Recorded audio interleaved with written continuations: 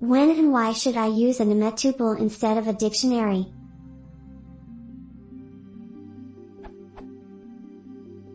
The standard library namedtuple class looks to me like a way to make tuples more like dictionaries.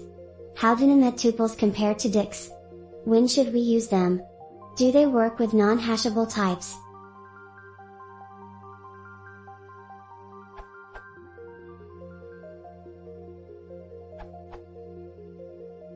In dics, only the keys have to be hashable, not the values. Namedtuples don't have keys, so hashability isn't an issue. However, they have a more stringent restriction: their key equivalents, field names, have to be strings. Basically, if you were going to create a bunch of instances of a class like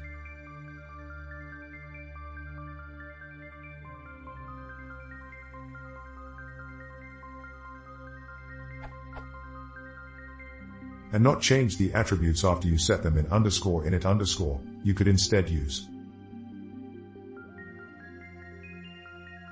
as a replacement.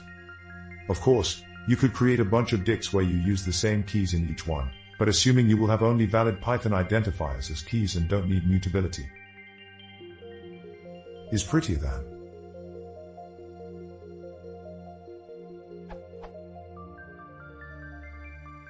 And is prettier than.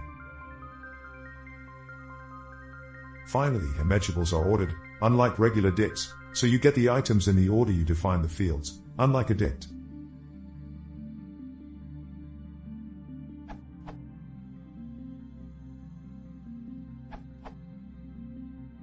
Tuples are immutable, whether named or not.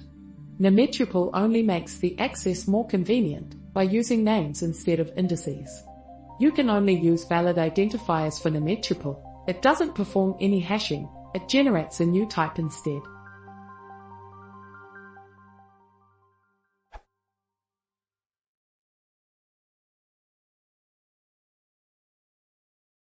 If you want to see more, please consider subscribing.